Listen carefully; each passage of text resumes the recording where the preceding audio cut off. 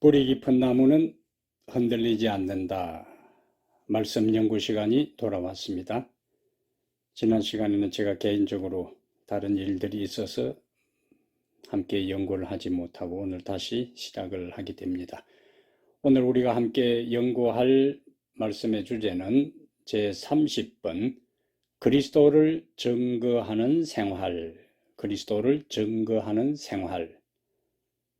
한마디로 무슨 말씀이지요? 선교입니다. 보통 우리가 사용하는 전도에 대한 말씀을 우리가 성경적으로 좀 살펴보겠어요. 그리스도를 증거하는 생활은 예수의 제자된 사람에게 그 무엇과도 바꿀 수 없는 본질적인 것이라 했습니다. 예수의 제자는 예수를 무슨 형태로든지 말하고 자랑해야 한다. 그 다음에 전도는 구원받은 하나님의 자녀라면 자랑스럽게 기쁨으로 실천해야 할 삶 자체이다. 일반적으로 우리가 생각하고 있는 것하고 조금 다른 차원의 말씀이지요. 대부분 부담을 느끼지요. 또 그것이 실제적으로 잘 실천이 안 됩니다. 그러나 구원받은 하나님의 자녀라면 자랑스럽게 기쁨으로 실천해야 할 삶 자체다 하는 말을 우리가 생각하면서 전도에 대한 전체적인 성경적 이해에 대한 것들을 함께 보겠습니다. 첫 번째, 예수님을 믿고 난 후에 당신이 전도하여 신앙생활을 하고 있는 사람이 몇 사람이나 되는가? 한번 가만히 생각해 보세요. 내가 예수를 모태교인이든지 아니면 다른 사람에게 전도를 받고 난 다음에 신앙생활을 하면서 내가 전도해서 예수님을 믿고 침례를 받고 그 다음에 신앙생활을 하고 있는 사람이 몇 사람이나 되는가, 이것을 공부하는 과정에 한번 생각해 볼 수 있는 기회가 되겠습니다. 자, 두 번째, 당신은 전도를 생각할 때 부담이 되는가? 아니면 영혼에 대한 뜨거움으로 불타오르는가? 자기 생각을 한번 느낌을 살펴보는 거예요. 전도를 제대로 하지 못하는 이유가 무엇이라고 생각하는가? 이것은 자신의 생각을 정확하게 정리해서 기록을 해볼 필요가 있습니다. 자, 세 번째, 전도에 대한 정의는 무엇인가? 여기 제가 영어를 길게 좀 인용을 했는데 그냥 간단하게 요약하면은 전도는 사람들이 예수님을 개인의 구주로 받아들이도록 성령의 능력으로 성경의 진리를 제시하는 것이다. 이것이 제가 이해하는 전도의 개념입니다. 사람들이 예수님을 개인의 구주로 받아들이도록 성령의 능력으로 성경의 진리를 제시하는 것, 이것이 전도에 대한 정의가 되겠습니다. 네 번째, 하나님께서는 무엇을 통하여 인간을 구원하시기를 원하시는가? 여기 고린도전서 1장 21절에 하나님의 지혜에 있어서는 이 세상이 자기 지혜로 하나님을 알지 못하므로 하나님께서 전도에 미련한 것으로 믿는 자들을 구원하시기를 기뻐하셨도다. 이 세상이 자기 지혜로 스스로 하나님을 알지 못한다는 거지요. 그러니까 누군가 전해줘야 되는 거예요. 그래서 그 전해준 것을 믿을 때 구원이 이루어지고 하나님께서 그것을 기뻐하신다. 하나님께서는 전도를 통하여 인간을 구원하기를 원하시는 걸 말씀하고 있습니다. 자, 이 4번하고 5번하고 연결되는데요. 이 세상이 자기 지혜로 알지 못하므로, 그럼 전도는 무엇인가? 전해줘야 되는 거예요. 성경의 진리를 전해줘야 되니까 전도의 중요성은 무엇인가? 로마서 10장 14절에 그런즉 그들이 믿지 아니하는 일을 어찌 부르리요? 듣지도 못한 일을 어찌 믿으리요? 전파하는 자가 없이 어찌 들으리요? 요 문장을 달리 바꾸면은 전파해야 듣고, 들어야 믿고, 믿어야 부름을 받고, 그 다음에 구원을 얻을 수가 있습니다. 여기 우리에게 상당히 희망적인 말씀은 사도행적 109페이지인데요. 세계 도처에서 남녀들은 하늘을 동경하면서 바라보고 있다. 빛과 은혜와 성령을 갈구하는 영혼들의 기도와 눈물과 탐구가 하늘로 올라가고 있다. 이들은 스스로 하나님을 발견하지 못하니까 기도하고 있는 거예요. 많은 사람이라고 그랬어요. 많은 사람들은 다만 거두어 들임을 받기를 기다리면서 하늘나라 경계선에 있다. 우리가 나가서 전하면 준비된 사람이 있다는 거예요. 그 마음의 성령을 통하여 진리에 대한, 구원에 대한, 하나님에 대한 목마름과 갈증을 갖고 있는 사람들이 있는 겁니다. 우리가 기도할 때에 하나님께서 그들에게로 연결시켜서 우리가 전한 복음의 성경의 진리를 듣고 성령의 능력으로 전할 때 그들이 받아들여 하늘에 거두어 들여지는 열매로 나타나는 것을 약속해 주고 있습니다.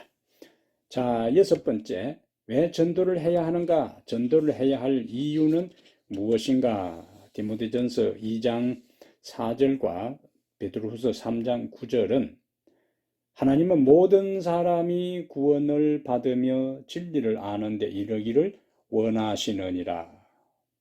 하나님은 모든 사람이 구원을 받기를 원하시고, 베드로후서 3장 9절은 하나님은 아무도 멸망하지 아니하고 다 회개하기에 이르기를 원하신다.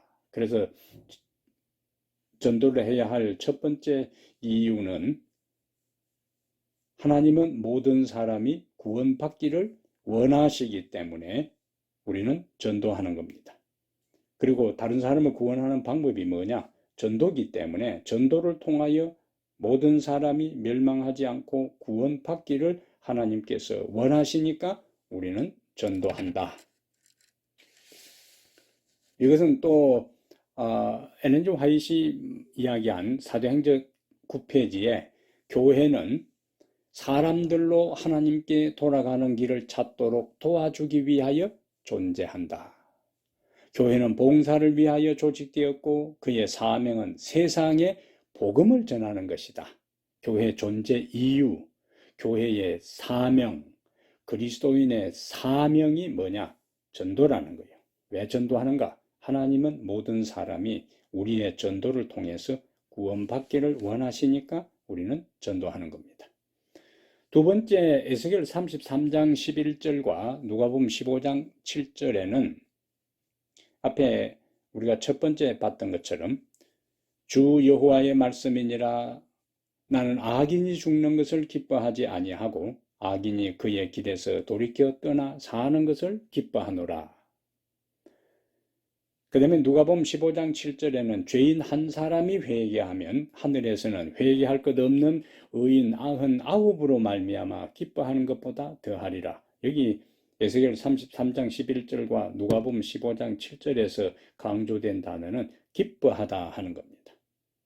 하나님이 구원받는 사람, 죄인이 돌이켜 하나님께로 돌아올 때 하나님이 기뻐하시는 겁니다. 우리가 전도하는 것은 죄인이 회개하여 하나님께로 돌아올 때 하나님이 기뻐하시니까 우리는 하나님이 기뻐하시는 전도를 하는 거예요.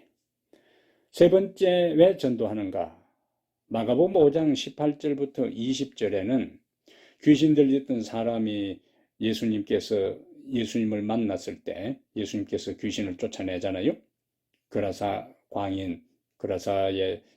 지역에서 귀신 들린 사람, 그가 귀신 나가고 정신이 온전해진 다음에 예수님을 따르려고 할 때 예수님이 하신 말씀 속에 전도에 대한 중요한 메시지가 있습니다.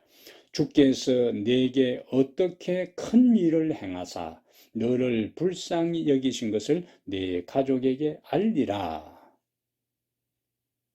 그 다음에 그가 예수님이 하신 말씀대로 가서 자기에게 어떻게 예수님이 큰 일 행하셨는지를 데가볼리에 전파하니 모든 사람이 놀랍게 여기더라.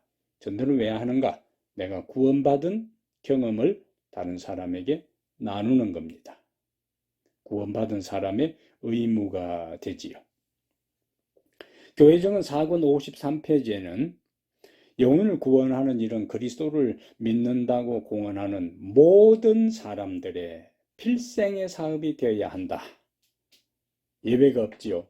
그리고 한두 번 하는 것이 아니고 모든 사람들의 필생의 사업이 되어야 한다. 왜 그렇게 해야 되는가?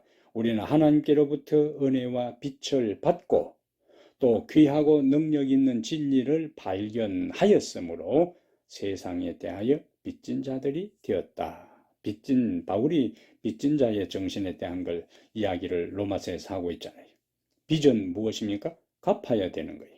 그럼 우리는 은혜와 빛을 받았고 귀하고 능력 있는 진리를 발견하였으므로 우리만 은혜와 빛을 누리고 귀하고 능력 있는 진리를 소유할 것이 아니라 아직도 갖지 못하고 경험하지 못한 사람들에게 그것을 나누어 주어야 할 의무가 우리에게 있다 하는 것입니다. 네 번째, 왜 우리는 전도해야 되는가?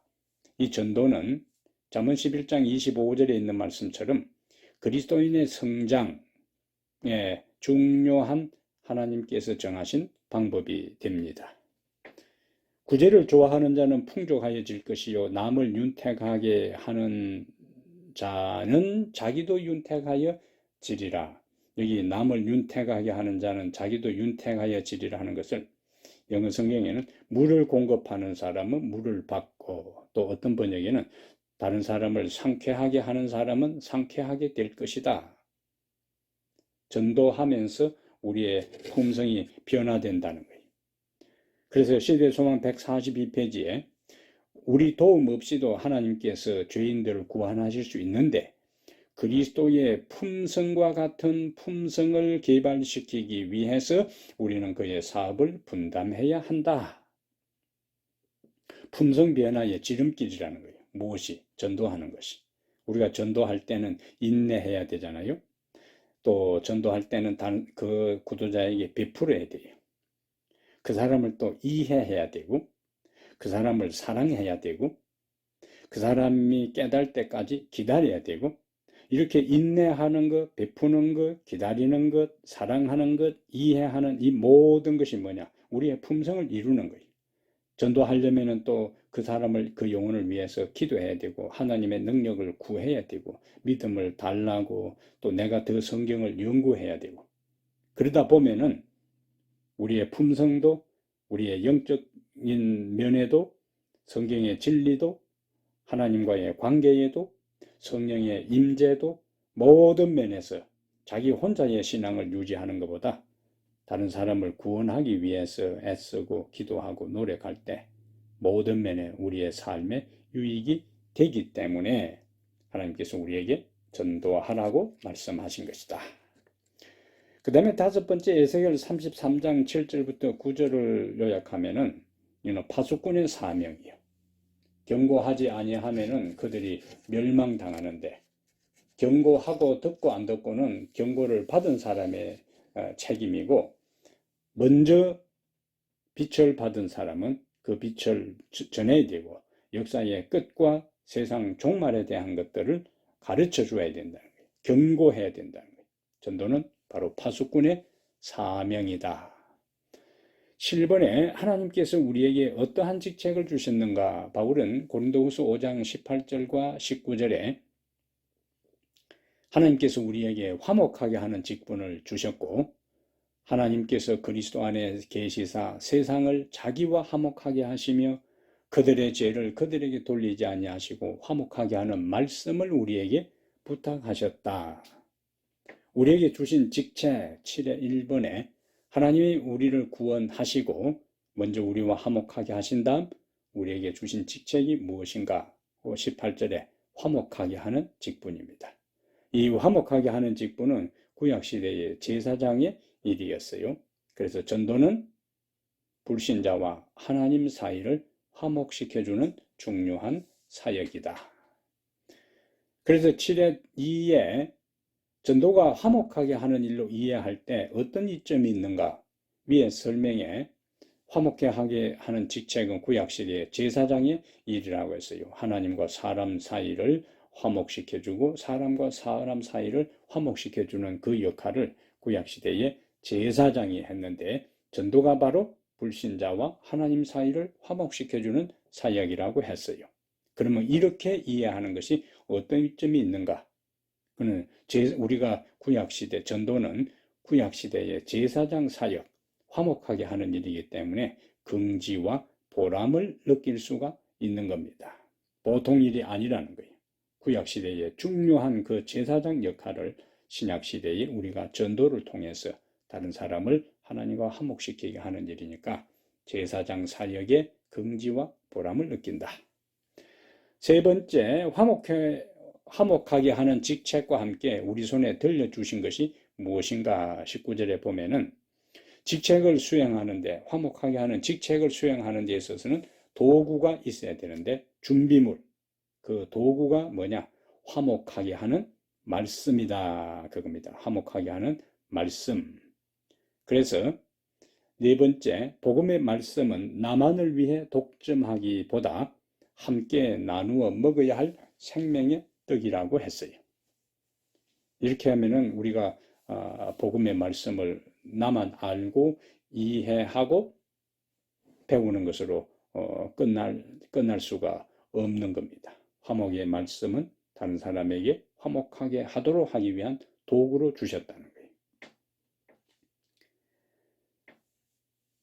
그래서 복음의 말씀은 나만을 위해 독점하기보다 함께 나누어 먹어야 할 생명의 떡이다. 당신은 지금까지 혼자 움켜쥐고 있다는 가책이 생기지 않는가? 당신은 이 귀한 화목의 말씀을 수건에 싸서 땅에 묻어놓고 있지는 않는가? 이 화목의 말씀은 특효약이에요. 하나님과 인간 사이, 죄로 죽어가는 사람, 이 화목의 말씀, 구원의 말씀을 전하면은 그 사람이 영원히 살 수 있는데, 내가 그것을 가지고 있으면서 나만 먹고 구원받고 영생을 얻고 내 곁에서 다른 사람이 죽어가고 있으면서도 그것을 나누지 않는다. 굉장한 문제가 되잖아요. 전도를 그런 차원에서 이해해야 하는 것입니다. 자, 8회 영혼에 대하여 이제 지금 8번부터는 앞에는 전도의 원론적인 원리에 대한 걸 이제 봤고, 8번부터는 우리의 마음가짐입니다. 어떤 마음을 가져야 하는가? 8번에 영혼에 대하여 예수님은 어떤 심정을 가지고 있었는가? 마태복음 9장 36절부터 38절에 무리를 보시고 불쌍히 여기시니 그랬어요. 8의 1번 보겠습니다. 예수님은 무리를 보시고 민망히 여기셨다. 민망히, 옛날 번역에는 민망히 여기셨다 했고, 이제 개역 개정판에는 불쌍히 여기셨다 했는데, 이 민망히 여긴다, 불쌍히 여긴다 하는 말을 시편 103편 13절 연결해서 보면은 아버지가 자식을 긍휼히 여김같이 여호와께서는 자기를 경외하는 자를 긍휼히 여기신다.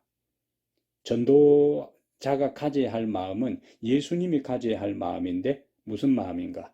불쌍히 여기는 마음, 긍휼히 여기는 마음, 동정하는 마음입니다. 그것이 다 뭐냐? 사랑의 표현이에요.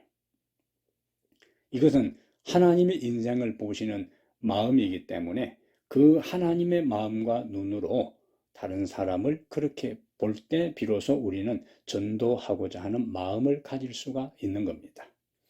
두 번째, 주님이 우리를 민망히 불쌍히 여기신 이유가 무엇인가 하는 것이 마태복음 9장 36절부터 38절 가운데 왜 예수님이 우리를 불쌍히 여기셨는가? 목자 없는 양과 같이 고생하며 기진함이라. 목자 없는 양과 같이 고생하고 기진함이라. 고생에 지쳐 진이 빠진 상태예요. 그래서 주님은 우리를 불쌍히 여기신 거예요. 그렇다면 그런 마음, 세 번째, 당신은 예수님처럼 세상 사람들을 보는 눈을 가지고 있는가? 어떤 눈인가? 불쌍히 여기는 눈이에요. 긍휼히 여기는 마음입니다. 예수를 안 믿는 사람들에 대해 그런 마음을 갖는 것이 그리스도인의 기본적인 마음가짐이라 하는 이야기죠. 당신의 마음과 주님의 마음의 차이점을 얼마나 큰가를 생각해 보라. 그러면 9번에 가서 이제 앞에는 우리가 예수님의 마음을 보았고 바울의 심정은 어땠을까? 신약 시대에 가장 탁월했던, 훌륭했던 복음 전도자였던 바울의 심정을 바울은 로마서 9장 1절부터 3절에 내가 그리스도 안에서 참말을 하고 거짓말을 아니하노라. 나에게 큰 근심이 있는 것과 마음에 그치지 않는 고통이 있는 것을 내 양심이 성령 안에서 나와 더불어 증언하노니 나의 형제 곧 골육의 친척을 위하여 내 자신이 저주를 받아 그리스도에게서 끊어질지라도 원하는 바로라. 그럼 9의 1번 보면은 바울은 지금 무슨 말을 하면서 절대로 거짓말이 아니라고 주장하는가? 자신에게 큰 근심과 마음에 그치지 않는 고통이 있다 하는 것을 강조하는 거예요. 그 다음에 두 번째, 바울은 왜 근심하고 고통하고 있으며 그 근심과 고통은 어느 정도의 것이었는가? 두 가지 질문이지요. 바울이 왜 근심하고 고통하고 있는가 하는 것은 골육의 친척인 동족의 구원을 원하기 때문에 근심하고 고통하고 있고 그 근심과 고통의 정도는 큰 근심과 그치지 않는 고통이라고 했습니다. 자, 세 번째, 불신 가족이나 이웃을 생각하고 당신이 괴로워하는 심정과 바울의 심정을 비교하면서 무엇을 발견할 수 있는가? 이것은 불신 가족이나 친구, 주변의 이웃 때문에 어느 정도 마음이 괴롭고 근심스러운가를 생각해 볼 필요가 있습니다. 근심과 고통은 진정한 전도자의 마음 상태입니다. 믿지 않는 사람에 대한 근심, 또 아픔, 이것이 전도자가 가져야 할 마음 상태. 그럼 네 번째, 바울은 자기 동족을 구하는 일이면 어느 정도로 희생할 각오를 가지고 있다고 했는가? 저주를 받아 그리스도에게서 끊어질지라도 원한다. 일종의 과장법이지. 그만큼 동족의 구원을 갈망하고 원한다는 것을 바울이 자기가 구원에서 끊어진다 할지라도 그렇게 되기를 원한다는 표현을 사용했어요. 출애굽기 32장 32절에 이 이스라엘 백성 모세가 시내산에 십계명을 받으러 간 동안에 우상 숭배하잖아요. 금 송아지를 만들어 놓고 우상 숭배할 때 하나님께서 그들을 다 진멸하고 모세를 통해서 새로운 민족을 세우겠다고 할 때 모세가 기도한 겁니다. 그들의 죄를 사하시옵소서. 그렇지 아니하면 주의 기록하신 책에서 내 이름을 지워버려 주옵소서. 완전히 자기의 생명과 이스라엘 민족의 생명을 맞바꾸는 그러한 모습은 이스라엘 민족을 얼만큼 그가 사랑했는지를 단적으로 보여줍니다. 우리가 다른 영혼들을 구원할 때 참 이렇게 되기가 쉽지 않지만은 그 영혼의 구원을 위해서 내가 구원을 잃더라도 그 영혼을 하나님 구원해 달라는 이런 마음들을 갖는 것이 이 하나님께서 우리에게 기대하는 전도자의 마음이라는 것이죠. 자, 10번에 누가복음 24장 45절부터 49절에 예수의 제자란 무엇을 하기 위해 부름받은 자들이라고 할 수 있는가? 여기 누가복음 24장 45절부터 49절을 요약하면은 그리스도를 증거하는 거예요. 너희는 이 모든 일의 증인이라. 그리스도를 증거하는 것이 예수의 제자들이 부름받은 목적입니다. 그래서 10의 첫 번째 문제는 주님의 제자들에게 최종적으로 부탁하신 일은 무엇인가? 48절에 너희는 이 모든 일의 증인이라. 제자들을 부르고 3년 반 동안 훈련하신 궁극적인 목적은 예수님을 세상에 증거하시기 위해서 예수님께서 그들을 훈련시킨 거예요. 그것이 가장 중요한 목적입니다. 제자화, 예수님을 세상에 증거하기 위해서. 그럼 무엇을 증거해야 되는가? 그것이 46절과 47절에 그리스도의 고난과 부활을 증거하는 거예요. 그래서 정의는 본대로 법정에서 증거하는 자인데 그의 책임은 보고 들은 것을 양심껏 밝히는 것이다. 예수님의 제자들은 그들이 직접 목격한 사실과 성경에 예언된 예수를 전하는 일을 해야 한다. 이게 예수님의 제자, 그리스도인들이 해야 할 일이라는 거예요. 자, 그 다음에 증인이 갖추어야 할 세 가지 요건이 나오는데, 첫 번째는 사실에 대한 확신입니다. 45절에 나오는 하나님의 말씀을 깨닫는 거예요.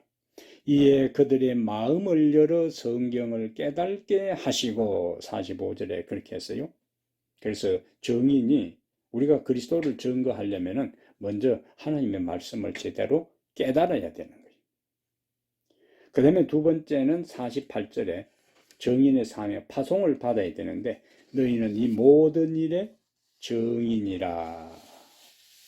그 다음에 세 번째는 말씀을 깨닫고 파송을 받아서 증거의 사명을 감당할 때 가장 중요한 게 뭐냐? 성령의 능력, 무장을 해야 합니다. 볼지어다 내가 아버지께서 약속하신 것을 너희에게 보내리니 너희는 위로부터 능력으로 입혀질 때까지 이 성에 머물라 하시니라.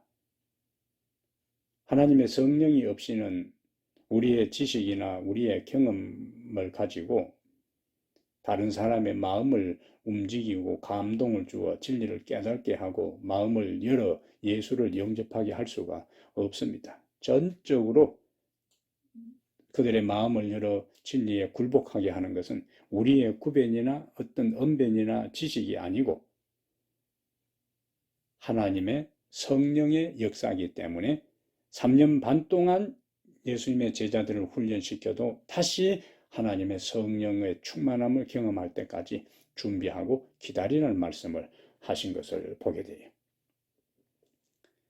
자, 11번에는 예수의 정의는 입으로만 그리스도를 전하는 것이 아니다. 지금까지는 정의는 말씀을 전거하는 거요. 그런데 말의 전도에 못지않게 이것도 중요한 거예요. 어떤 사람은 우리의 삶의 모본을 보여야 된다는 거예요. 그건 당연하지요. 그러나 삶의 모본을 보이는 것만 가지고 되는 게 아니고 말로서 하나님의 말씀을 가지고 진리를 전하고 뒷받침돼야 될 것이 뭐냐? 그것이 마태복음 5장 16절이에요. 이같이 너희 빛이 사람 앞에 비치게 하여 그들로 너희 착한 행실을 보고 나오지요. 그래서 영혼을 그리스도께로 인도하는 가장 효과적인 방법 가운데 하나는 우리의 일상생활에서 그리스도의 품성을 실증하는 것이다.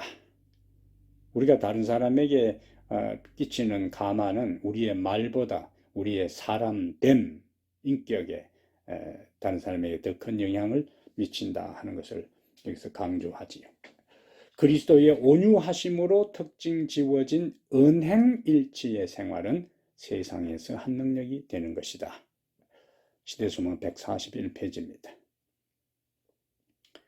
그 다음에 복음사역자 57페이지에는 바울은 전하는 진리와 일치한 생애를 했기 때문에 바울이 전하는 말씀에는 위대한 능력이 있어 사람들을 설득시킬 수 있었다.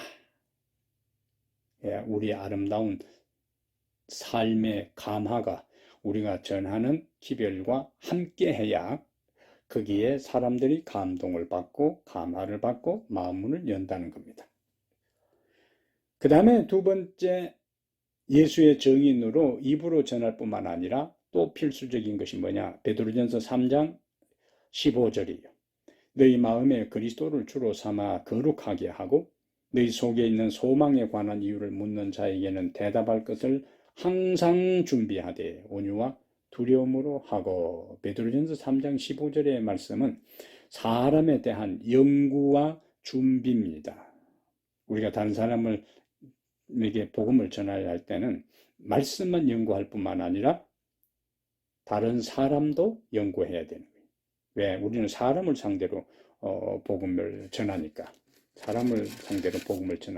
그래서 교회정은 4권 67페이지 마지막 부분을 보면은 영혼들을 예수께 인도하기 위해서 인간의 본성에 대한 지식과 인간의 마음에 대한 연구가 있어야만 한다. 진리의 위대한 주제를 가지고 남녀들에게 접근할 수 있는 방법을 알기 위해서는 신중한 생각과 열렬한 기도가 많이 요구된다. 이렇게 했습니다. 그 다음에 세 번째, 사도행전 1장 8절, 사도행전 전체의 주제 성경절이죠.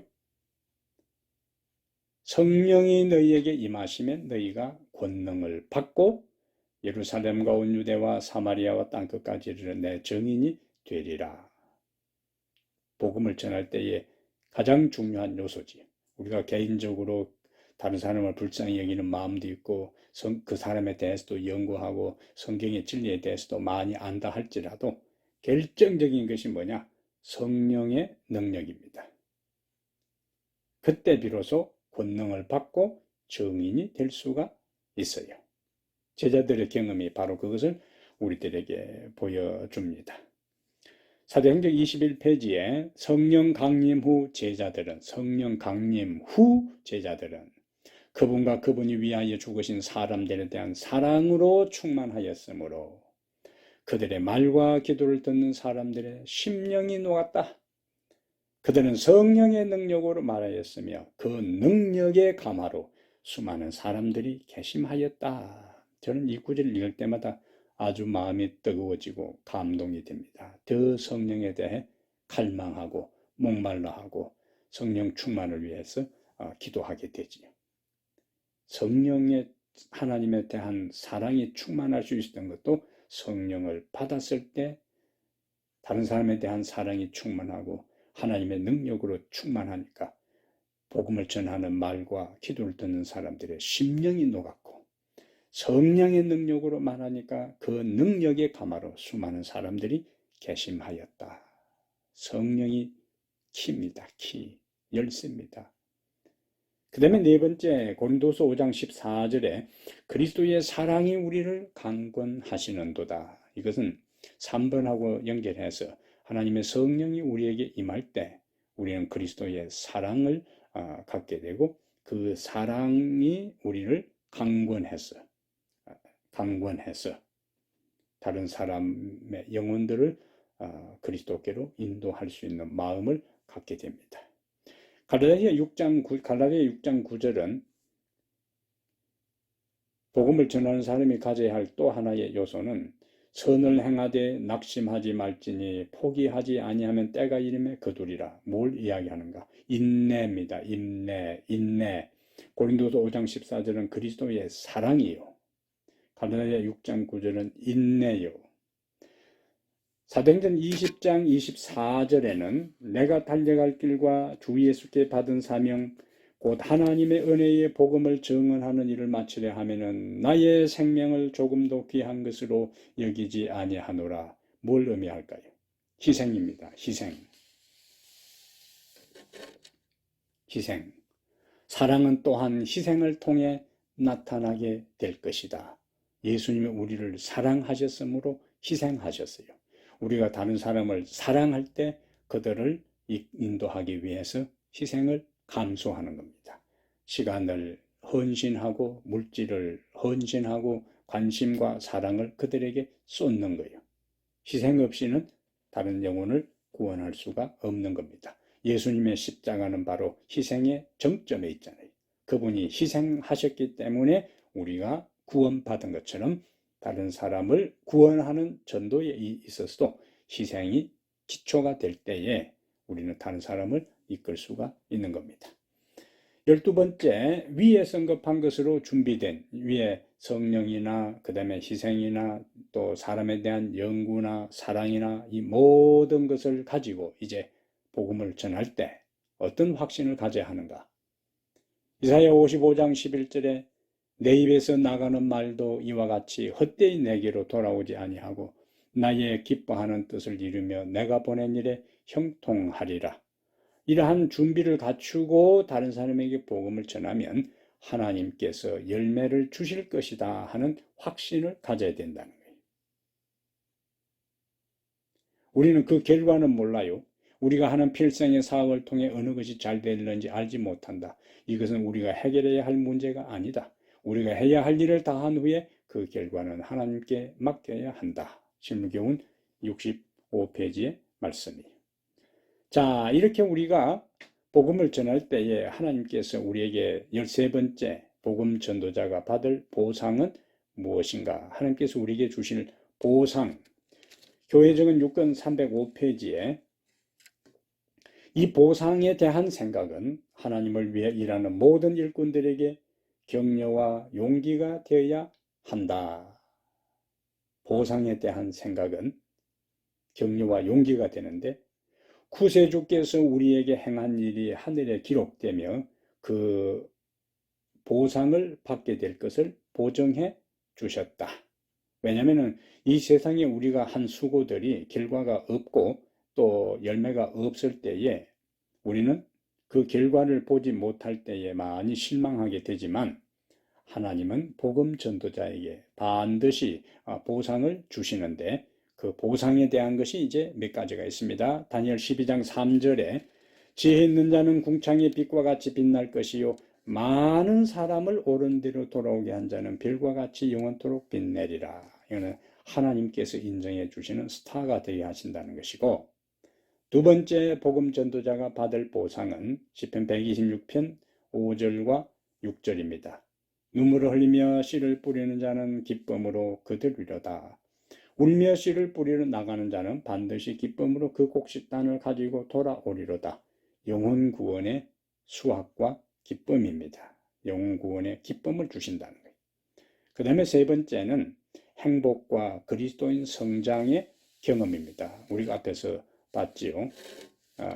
우리가 다른 사람을 위해서 일하는 과정에 우리의 품성이 변화된다고. 여기 교회정 9권 42페이지에 그들이 남을 도우려고 노력할 때에 자신들도 성장한다. 이러한 사람들은 하늘로부터 지혜를 얻는다. 그들은 그리스도의 모든 경륜 속에서 차츰차츰 그리스도를 닮는다.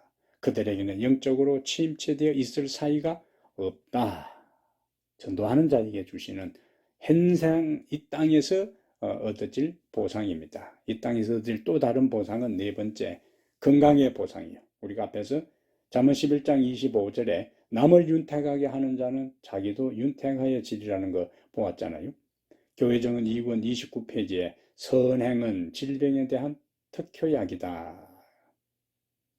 선을 행함으로 얻는 기쁨은 우리가 다른 사람에게 복음을 전하고 다른 사람을 살리려고 하는 것은 선을 행하는 것이고 그 기쁨은 행복감을 가지게 하며 그 감정이 온 신경 조직에 퍼져 혈액순환을 도우며 동시에 정신과 육체를 건강하게 만든다.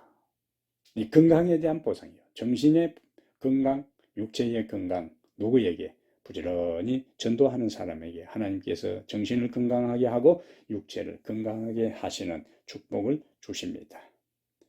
그 다음에 다섯 번째, 하늘에서 주님께 인도한 사람들을 만나게 될 것이다. 이사야 53장 11절에 예수님의 희생을 이야기하면서 자기 영혼에 수고한 것을 보고 만족하게 여기실 것이라. 예수님의 길, 십자가의 길이 고통스러워도 십자가를 진 다음에 구원 얻을 사람들을 보고 만족히 여길 것이라고요. 히브리 12장 2절에는 그는 그 앞에 있는 기쁨을 위하여 십자가를 참았다. 그 앞에 있는 기쁨이 뭐냐? 그 십자가 예수를 믿음으로 구원받을 사람들을 바라보는 기쁨입니다. 그래서 우리가 이 땅에서 복음을 전하고 어떤 때는 이 땅에 내 눈앞에서는 그 결과를 보지 못해도 그가 당시에는 거절했다 할지라도 그것이 시작이 되어서 나중에 복음을 받아들이고 하늘에 가서 예수님 앞에 와서 서로 간증을 할 거예요. 누가 내가 그때 예수를 믿지 않고 살아갈 때 이 사람이 와서 나에게 복음을 전함으로 내가 구원을 받아 이렇게 하늘에서 이 영광스러운 자리에 우리 주님과 함께 있게 되었다고. 이 모든 것이 첫 번째는 주님의 은혜요. 그리고 나에게 복음을 전해준 이분입니다 할 때 보람을 느낀다는 거예요. 전도하는 사람만이 그러한 은혜와 축복을 누릴 수가 있습니다. 자, 오늘 여기까지 말씀을 우리가 함께 살펴보았습니다. 오늘 공부는 여기까지 하겠습니다. 전도가 우리의 삶에서 목사나 일반 신자들도 쉬운 것이 아니요. 부담스러운 일입니다. 그러나 오늘 우리가 함께 공부한 것처럼 하나님의 성령의 감동으로 준비하고 사랑의 마음으로 전할 때 하나님의 성령께서 그들의 마음을 열고 구원의 역사를 이루어 주실 것이고 그 결과로 우리는 이 땅에서도 건강의 축복을 또 누리게 되고 또 다른 사람이 구원받는 것을 보면서 기쁨을 경험하게 되고 그리고 마침내 하늘에서 그 예수님 앞에서 구원받는 그들을 만나게 될 것입니다. 쉽지 않는 일이지만은 우리들 자신들의 구원해 주신 우리들 자신들을 구원해 주신 예수님의 은혜와 사랑을 깨닫고 다른 사람에 대한 아픔과 예수님이 가졌던 마음, 사도 바울이 가졌던 마음을 우리도 가질 수 있도록 기도하며 준비해서 내 주변의 사람들의 영혼 구원에 대한 안타까운 마음을 가지고 복음을 전하여 그들도 구원받고 그들이 구원받는 과정을 통하여 우리들 자신들이 영적으로 성장하는 그러한 놀라운 은혜들이 우리 목사들과 말씀을 배우는 모든 자들의 삶에 일어나게 되기를 중심으로 기원합니다. 잠깐 기도하겠습니다. 이 세상에 오셔서 죽음의 길로 가는 우리 인생들을 불쌍히 여기사 헌신하시고 희생하고 사랑하사 구원해 주신 주님의 놀라운 은혜와 사랑을 감사합니다. 주께서 제자들을 훈련시켜서 예수 그리스도를 증언하게 했던 것처럼 그 제자들이 전한 복음을 우리가 받아들임으로 우리도 구원을 받았사오니 이제 우리도 주님을 증거하는 증인의 역할을 감당하게 해 주시옵소서. 기도로 무장하고 영혼에 대한 사랑의 마음을 가지고 성령에 이끌려서 우리가 우리의 삶으로 진리를 따라 살면서 복음을 전가할 때 우리의 전하는 기별에 말씀의 능력이 나타나 그들의 마음이 열리고 예수 그리스도를 받아들임으로 구원 얻게 하시고 우리도 그러한 과정에 또 믿음으로 성장하고 기쁨에 동참하도록 축복하여 주시옵소서. 우리 주 예수님 이름으로 기도합니다. 아멘.